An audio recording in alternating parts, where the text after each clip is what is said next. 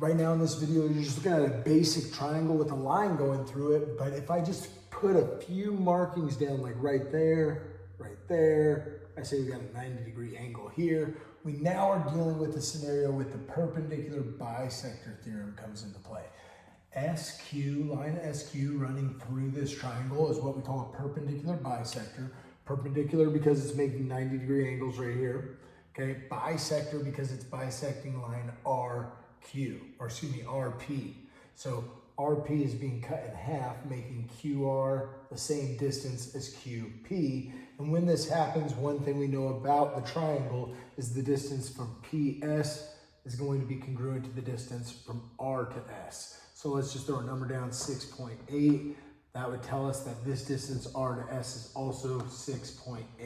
Now, algebra can be thrown into play where you gotta find a value of X. If I'm given expressions down here for these two examples, I'll show you a problem like that here in just a second, but just know that these two lines here and here would always be congruent. Those two sides are going to be congruent no matter what because of the perpendicular bisector theorem.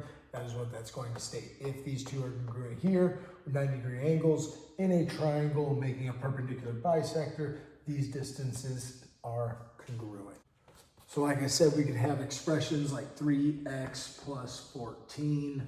And up here we can have a distance of 5x. So now what we know, because these are equivalent, we can just set this equation up and then use algebra to solve, giving us an equation such as this. We're going to solve for x, so let's take away 3x on both sides. It's going to give me 2x equal to 14. So we now know if we divide by 2, x is going to have to be 7.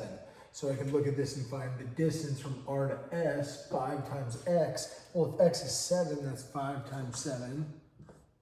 So this would be a distance of 35 units. Hopefully this makes sense. Study hard and good luck on your upcoming test.